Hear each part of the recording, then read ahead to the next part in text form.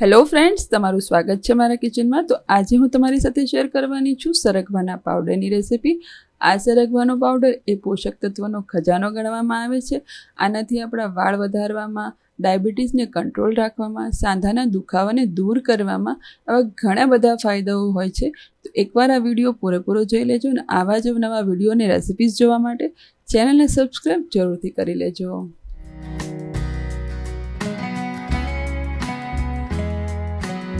તો અહીંયા 1 કિલો જેટલો મેં તાજો લીલોછમ સરગવો લઈ લીધો છે.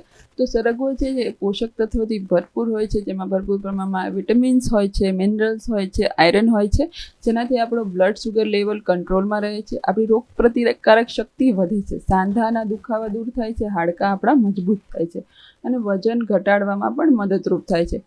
ત્વચા અને વાળને સારું એવું પોષણ પણ સરગવો જે છે એ પૂરું પાડતો હોય છે.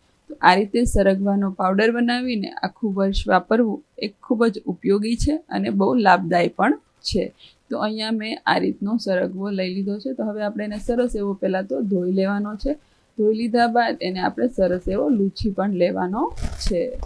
તો અહીંયા જે છે આપણે સરગવાને સરસ એવો લૂછી રહ્યા છીએ અને સરસ એવો લૂછવાથી આપણો સરગવો છે એકદમ ચોખ્ખો થઈ જાય છે અને પાવડર પણ આપણો લાંબા સમય સુધી સારો રહે છે. તો હવે આપણે સરગવાના ટુકડા કરીશું. મેં અહીંયા સરગવાના આ રીતના મીડિયમ સાઇઝના ટુકડા કર્યા છે અને આને સુકાતા મારે 3.5 દિવસ જેવું લાગ્યું હતું. અને જો તમારે ફટાફટ સુકવણી કરવી હોય તો હું તો એમ જ કહીશ કે આનાથી પણ 4 ભાગ કરીને પણ તમે આના ટુકડા કરી શકો છો અને સરસ એવા આપણે એને સુકવણી ફટાફટ થઈ જાય છે. તો મેં મોટા રાખ્યા હતા, તમે આ ભૂલ નહીં કરતા, તમે હજી નાના ટુકડા રાખજો એટલે તમારે સુકવણી ફટાફટ થઈ જાય. અને જો સારો એવો તડકો આવતો હોય તો એક જ દિવસમાં પણ આ જો તમે નાના ટુકડા રાખો તો સુકવણી થઈ જાય છે. તો હવે આપણે આ રીતે જો સરગવાની ઉપર જાડી છાલ હોય તો એને આવી રીતે કાઢી લેવાની, જેથી કરીને સુકવણી ફટાફટ થઈ જશે. અહીંયા આપણા સરગવાના સરસ એવા આપણે ટુકડા કરી લીધા છે, તમે જોઈ શકો છો. તો આ રીતે બધા એક સરખા ટુકડા કરી લીધા બાદ આપણે જ્યાં તડકો હોય ત્યાં કોટનના કપડાને પાથરીને છૂટા છૂટા સરગવાના ટુકડાને પાથરી દઈશું. તો આપણે સરગવાના ટુકડાને તડકા નીચે આવી રીતે કોટનના કપડામાં પાથરવાના જ અને જ્યાં સુધી તડકો હોય ત્યાં સુધી તડકામાં, અને પછી પંખા નીચે ભૂલથી પણ આપણે એને બાંધીને મૂકી નથી દેવાનું, કારણ કે જો એ લીલી સિંગ હશે અને બાંધીને મૂકી દઈશું તો એ ચીકણી થઈ જશે. એ ખાસ ધ્યાન રાખવાનું. અને 3.5 દિવસ જેવો સમય લાગ્યો છે આ સિંગોને સુકાતા મને. અને હા, તમે જોઈ શકો છો આમાં હજી તમને ડસ્ટ દેખાતો હશે, નાના નાના ટુકડા અને બધું.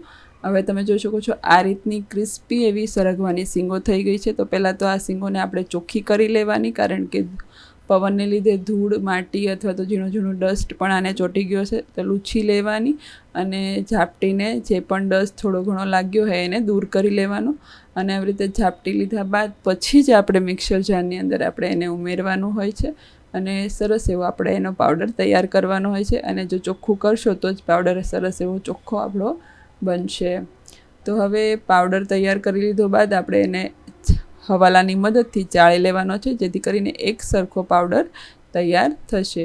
અને જે પણ આમાં મોટા ભાગનો ટુકડા અથવા તો થોડો જાડો ભાગ વધે એને ફેંકી નથી દેવાનો, એને પણ આપણે રેસિપીમાં ઉપયોગમાં લઈશું.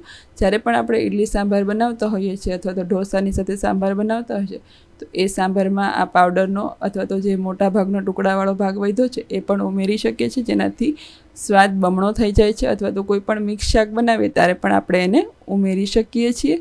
તો તમને આજની આ રેસિપી કેવી લાગી મને કમેન્ટ્સમાં જણાવજો. જો રેસિપી પસંદ આવી હોય તો વિડીયોને લાઇક કરી દેજો, શેર કરી દેજો અને આવી જ નવી રેસિપીઝને જોવા માટે અને મને સપોર્ટ કરવા માટે ચેનલને સબસ્ક્રાઈબ જરૂરથી કરજો. તો ફરી મળીશું આવા નવા વિડીયો સાથે. ત્યાં સુધી બધા આવજો. Thank you so much for watching. Take care yourself.